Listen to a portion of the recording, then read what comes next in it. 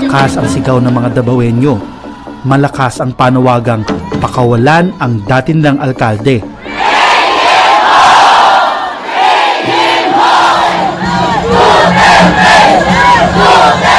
Malakas ang pagtuligsa kay Pangulong Ferdinand Marcos Jr. at ang mensaheng makapangyarihan pa rin ang mga Duterte. Marcos! Panalo mo! Wala katiyak! Wala sila! Pinumarcosan eh! Napaka-Marcos yun ka!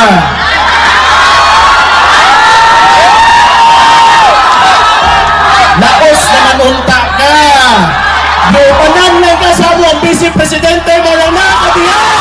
Maraming sagot sa tanong kung bakit nasa kapangyarihan pa rin ang mga Duterte. Ngunit may mga partikular na rason kung paano nila naabot at napanatili ang Duterte brand of politics. Para sa mga eksperto, Duterte Magic ang isa sa mga dahilan kung bakit nasa kapangyarihan pa rin ang dinastiya. Tumutukoy ito sa naging brand of politics ni Duterte at ng kanyang mga anak. Makamasa, astig, macho. Bahagi ng tinatawag na Duterte Magic ang pag-alok ni Duterte ng plataforma niyang nakatutok sa peace and order. Ang problema natin, siya po, drug lords. Pag ako ang na-presidente, itong order ko, hanapin ninyo sila. Patayin ninyo, period. When Duterte entered into the political scene in Davao in 1988, medyo Davao was in ruins. It's considered as a killing field during that time. Different forces on the right, you have the military, on the left you have the communist insurgents, and then you have the vigilante groups. Then aside from that, you also have the Muslim insurgents. So medyo magulo talaga yung Davao. And admittedly, sinasabi niya na peace and order lang talaga yung expertise ko. So ako na yung bahala sa peace and order, kayo na bahala sa the rest. Ito rin ang kwento ni Malu Abella Lopez, dating aktivista at miyembro ngayon ng kontra-martial law at kontra-diktadurang grupong Konsensya Davao. During the latter half of 1980s, the underground movement was really strong. And in Davao, I think they were already very near sa urban areas. Their presence was already felt, and a lot of abusive military and policemen were targeted by the NPA. At the time when Duterte became mayor, yun na-stop niya talaga yun. Bilang alkalde, ipinagpatuloy ni Duterte ang imahe niyang astig. Nagkaroon ng bansag ang Davao City na isa sa mga pinakamapayapa sa Pilipinas. Nakilala rin ang syudad dahil sa mga progresibong mga ordinansya tulad ng pagbabawal sa paputok at paninagarilyo sa mga lugar pampubliko. Bawal din ang lumagpas sa 30 km/h na speed limit. Kay Duterte mismo galing. Sa Davao raw, walang mas mataas kaysa sa batas. Ako naman kasi sa Davao doon, ano bang batas? O di sundin mo yung batas. Naging ticket ni Duterte ang kanyang mahika patungo sa Malacanang. Naging point of pride din na unang pangulo siya mula sa Mindanao.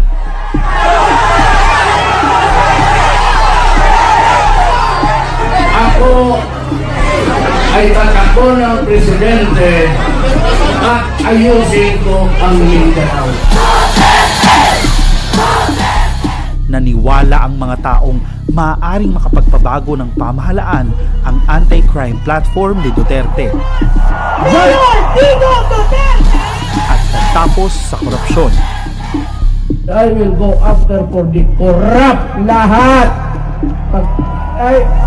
Somebody has to answer for all of these things that's happening to the country.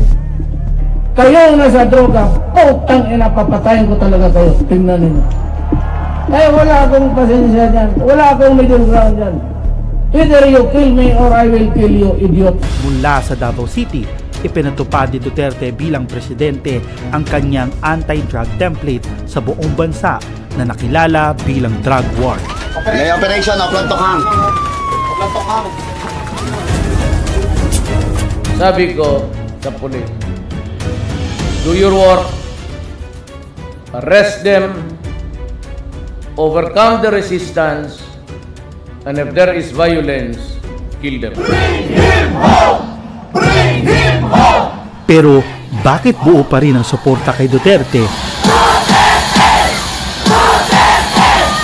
Lalo na ng mga Davaoenyo sa kabila ng lahat. Naiintindihan ng mga tao na ginagawa ito for peace and order, no? Kasi rather than you will become victims, no? Yung mga addict na lang yung magiging biktima. So rather than us, sila na lang. I think Duterte was really trying to create war. War, let people believe that there's something war happening.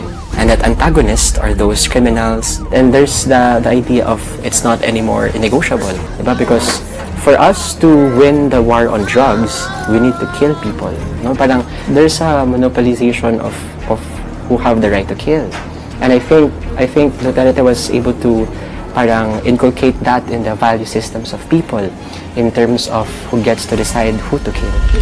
Sa mata ng taga Davao, simpleng tao si Duterte at may history sila o may pinagdaanan kasama ang dating mayor. Kamong ang akong programa para yun sa gamay na tao. Hindi nila kasi ma-relate yung kanilang good personal experience with Duterte sa bigger picture. Like for example, believe ako kay Duterte yung no smoking niya. Kasi it really saved lives. So ilang tao kaya ang hindi nagkaroon ng lung cancer because of that no smoking? Isa rin ito sa mga tinitingnang dahilan kung bakit may ningas pa rin ang Duterte Magic. We have this para sa masa, gikan sa masa. Mayong buntag mga kapamilya.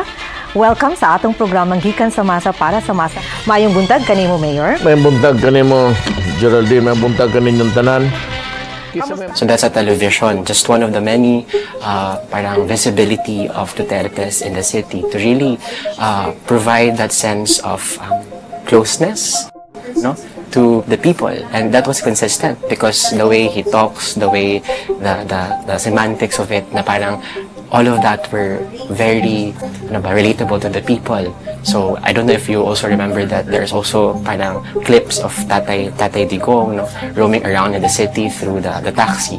So parang in a way, parang he's also building himself not as a politician but as someone tatay, no, and even the word tatay, parang there's a sense of closeness to the person. It's not just someone random stranger politician, but this is our tatay, and that imaginary of social kinship, na parang you are someone protected, you are someone nurtured, you're someone loved by this tatay. It gives the idea na parang Davao is stable because of tatay, and that kinship na ingrained into parang Davaoenyos, no? Tulad ng ibang politiko, tanyag pa rin ang Duterte brand of politics dahil sa kanilang dinastiya. Kontra sa sinasabi niyang siya'y simpleng tao, mula sa pamilya ng mga politiko si Duterte. Anak siya ng dating Davao Governor Vicente Duterte na nagsilbi noong dekada 50 at ng kilalang anti-Marcos civic leader na si Soledad Duterte. Bago pumasok sa politika, naging piskal muna si Duterte sa tulong ng yumaong Davao City Mayor na si Elias Lopez. Malapit noon sa mga Lopez ang pamilya ni Duterte. Digong graduated from college and became a lawyer. So, Nanay Suling approached my father, asked help that he be appointed as a fiscal here in Davao City. My father worked for it in with the Minister of Justice at that time, Abad Santos, and Abad Santos provided a solution, creating a new position for Duterte, only for Duterte, and let President Marcos at that time sign that executive order. So when my father returned home, he told Nanay Suling and Digong, here's your appointment papers. You can start tomorrow. So he became a fiscal. Magkakawit kamay at bisig tungo sa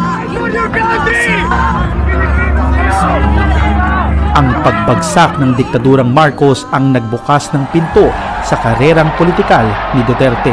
Then during the People Power Revolution, when Nanay Suling was very active in the anti-Marcos dictatorship, was recognized by Cory as a leader of the anti-Marcos, and I think they said that Cory offered her the position of vice mayor. Pero si Digong was not anti-Marcos. Only Nanay Suling. So maybe Nanay Suling felt daw that she was already old and advised Cory to appoint her son Rodrigo as vice mayor. 1988 nang manalo bilang alkalde si Duterte at tinalo ang appointed mayor ni Cory Aquino na si Zafiro Respicio. Sa 1988 race ni Duterte, muli siyang tinulungan ni dating alkalde Lopez. So my father said, "Oh Rudy, you file your candidacy tomorrow." And Rudy Duterte said, "Me? Sir? Ako? Yes." Oh, sabi ng father ko, "File ka bukas for mayor. Ikaw ang kandidato for mayor," sabi ng father ko.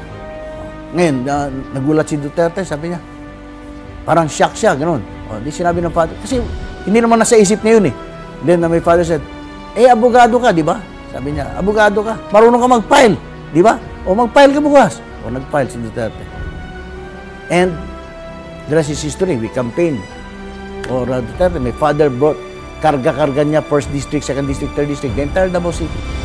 So for the 3 terms, no, from 1988 to 1998, no, kaya people really enjoyed, no, how Rodrigo Duterte managed Davao City. So doon po nagsimula no. Mula 2001 hanggang 2010, nagsilbi pa ring alkalde ng Davao City si Duterte. Pero 2007, nang masemento ng mga Duterte ang kanilang dinastiya sa Davao sa pagkaluklok ni ngayon Vice Presidente Sara Duterte bilang vice-alkalde. Ito rin ang naging mitya ng paghihiwalay ng mga Lopez at Duterte. Duterte chose Sara Duterte. Bagong graduate, not known here in Davao, etc. Kung si Digong Papa sabihin sa akin niya sabi niya, kung tapang lang Roy, sabi niya, tapang lang Roy, mas matapang sa akin mas matapang yan si Sara kaysa sa akin.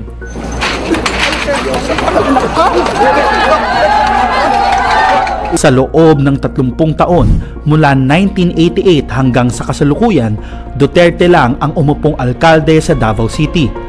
Liban noong 1998 hanggang 2001 kung saan nagsilbi si Benjamin de Guzman na mayor. Mula kay Duterte, naipasa niya ang pagkaalkalde sa anak na si Sara. Si Sebastian naman ang tumakbo at nanalo noong 2022 dahil kumandidato sa pagka-vice-presidente si Sara. Si Paulo Opolong nagsisilbi ring 1st District Representative ng Davao City mula 2019. Ang asawa ni Pulong na si January Navarez Duterte, chairperson ng Barangay Catalunan Grande. Siya ang presidente ng mga liga ng barangay kaya may mandato rin siyang para ring konsehal. 2 anak din ni Pulong ang nasa politika. Si Barangay Buhangin Proper Chairperson Omar na tumatakbo sa pagkakongresista sa Davao City 2nd District at si Rodrigo II na tumatakbo sa pagkakonsehal. At ngayong 2025, muling tumatakbo sa pagkaalkalde si Duterte habang running mate niya ang anak na si Sebastian. Hindi bababa sa 7 miyembro ng Duterte Dynasty ang nasa mundo ng politika. Kahit iilan, may mga tao at institusyon pa rin sa Davao City na tumitindig, mapasa politika man o laban sa mga questionableng polisiya. Isa ang development worker na si Mags Maglana sa mga umaharap sa mga Duterte.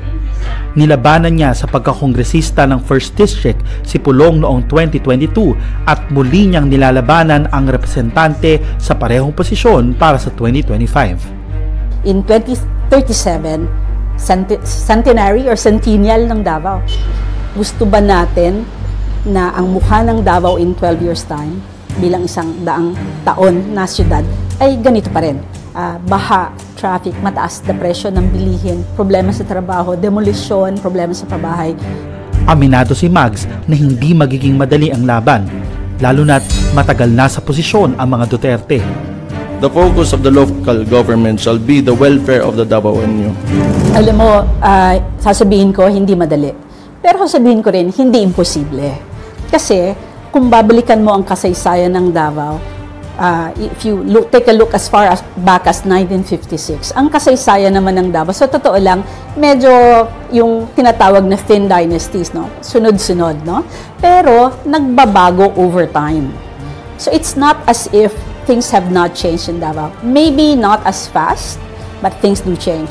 Kailang there is something to be said about dynasties. Bilang oposisyon sa baluarte ng mga Duterte, nakararana si Mags at ang kanyang mga taga-suporta ng ilang forma ng pangharas. Pero para kay Mags, naiintindihan niyang dapat ipagpatuloy ang laban. Sa tingin ko, obligasyon nating magsalita. At ito ang sinasabi ko sa aking mga kaibigan when I encourage them to speak out. You know, one of the reasons why talagang nag-consolidate at nag-take hold ang mga Dutertes ay because of the narratives of how former President Duterte turned the situation around when he became mayor, no?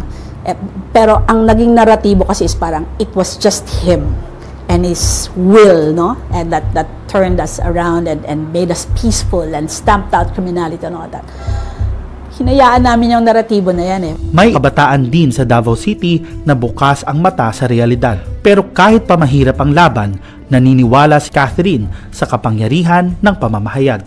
Talagang mahalaga po kasi at sa media landscape natin ngayon na talamak masyado yung fake news, yung mga misinformation, disinformation. It's time na ma-view nila na ang journalism is a form of activism din, na through writing, you can really amplify and kanang expose kung ano talaga yung realidad na nangyayari sa komunidad mo.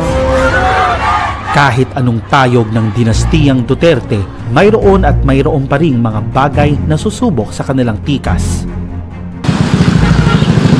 Masikip ang 2025 race para sa mga Duterte dahil mabibigat din ang mga kumakalaban sa kanila.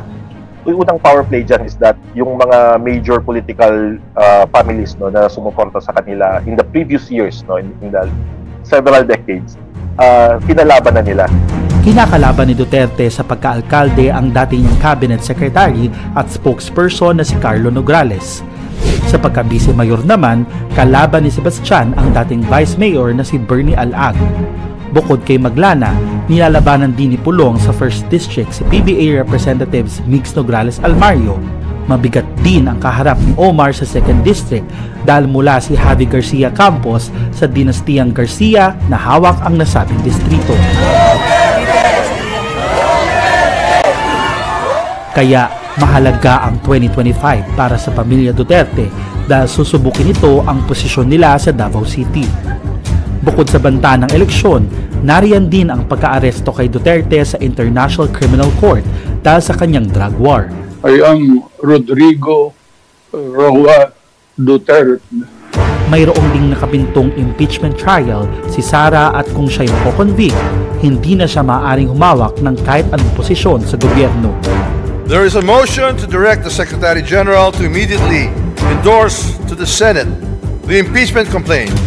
Is there any objection? The chair hears none. The motion is approved. The Secretary General is so directed. The session is suspended.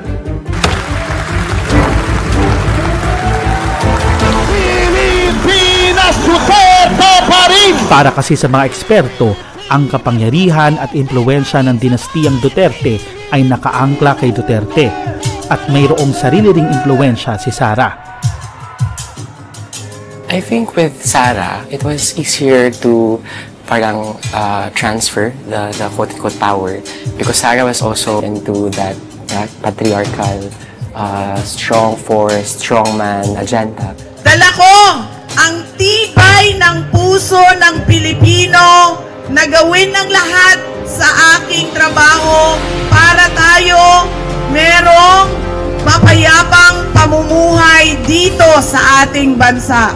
Ayon sa mga eksperto, hindi kasing popular ni Duterte at Sara ang ibang kapamilya. Dalawang lalaki kasi medyo hindi nila talaga nakuha, no, yung charisma, no, the way that the father would speak. They tried to copy. Ako instrument, ako so lugoon lang ko ninyo. Maonin tinuod diri. Hindi ta mo mabiyaan. Pero hindi, no, malayo talaga, no. despite his age, his health, and of course itong kinakaharap niya na ICC na kaso. Pero yun pa rin nagugulat yung iba na bakit kailangan niya pang tumakbo. So parang nakikita nila possible ba na matatalo ng Nograles, no? Kung sino man tatakbo for mayor, kung hindi si President Digong yung tatakbo mismo. May the Lord God bless you, Tatay Digong! Ngunit para sa mga eksperto, dito ngayon pumapasok ang paggamit ng ICC para sa politikal na interes ng mga Duterte. Politically speaking, parang it's helping them. Sinabi niya na bantayan natin ang ating boto dahil ang mga tao na desperado ay kung ano-anong pandaraya ang naiisip. Because again, when the Duterte's campaign for this election, the brand is for this. So not just Duterte, Rodrigo. It even solidified the vote, because they're using that concept of Mindanao vote, and the regionalism, and even now the nationalism. Na parang it's us against you. Sa kabila ng mga agam-agam, maliwanag pa rin na makapangyarihan pa rin ang mga Duterte at buhay pa rin ang Duterte Magic, mapa Davao o sa buong bansa. Hindi sa tadhana kundi nasa botante nakasalalay ang kapalaran ng Duterte Dynasty. Tao ang nagluklok sa kanila, kaya tao rin ang hatol kung mananatili ba ang apelido nila sa larangan ng politika. Jairo Bulyedo. Okay. So, to sum it up a little bit, kasi sabi dito may mga issue dito including the dynasty, including the drug war and corruption. Mayroong mga iba, like for example yung si Mags Maglana na kinakalaban ng mga Duterte sa Davao, sinasabi about corruption daw. Pero kung titignan kasi natin, if we are going to check the record ng Davao, makikita natin sa index talaga. We go to check the DTI rankings ng highly urbanized cities. Laging nandito yung Davao. Ayan po, consistent po yan. Ito po ay 2023. Nagtataka lang ako kasi bakit wala ng 2024, wala na ring 2025. So, tinanggal na ba? Ayaw na ba ng Marcos administration na ilagay yung mga data or datos ng ating mga lugar sa Pilipinas? So, 2023, kahit puntan natin yung 2022, ayan, Davao, 4th, 2021, ayan, 4th ulit. Consistent, kumbaga, kung titignan ninyo, And that is the difference of the Duterte being also pointing out na dynasty daw sila. Napakarami na ang dynasty, including yung sumunod sa Marcos senior administration. Nung natapple down yung Marcos administration, sino yung pumalit? Isang Aquino. And then, sumunod-sunod na, naging dynasty din naman yung Aquino. Ang nangyari, ang tanong dyan is, naging matagumpay ba ang kanilang dynasty? Hindi Kaya itong Duterte na ito, magmula for 33 plus years, naging parang napakalakas na dynasty, family, and Philippine politics kasi ginagawa nila ang trabaho nila. Kasi kung ikaw nagda-dynasty ka, wala kang ginawa kundi mangurap ng mangurap, okay? Magulo ang bayan mo, talagang hindi ka mamamayagpag. So that's one reason or one thing na we can see kung bakit malakas pa rin ang isang Duterte kahit na sila po ay dynasty. Kasi you look around Philippine politics, nagkalat ang mga dynasty dyan, magmula sa tatay hanggang sa anak. Pero anong ginagawa nila para manatili in power? Hindi sa aayusin or inaayos nila ang kanilang lugar, kundi sa pananakot, sa pambibili ng boto. Okay?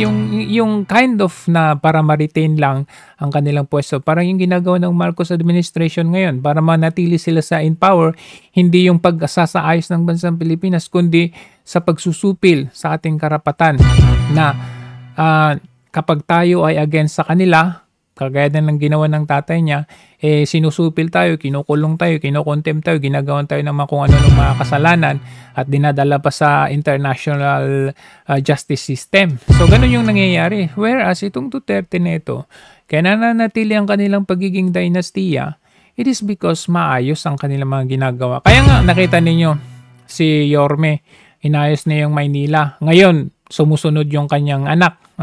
Tumatakbo, ewan ko kung tumatakbo or kahit man sundin man ni Yorme yung portfolio ng dynasty, hindi malayo mangyari magtatagumpay sila. Bakit? Kasi maayos ang kanilang serbisyo publiko.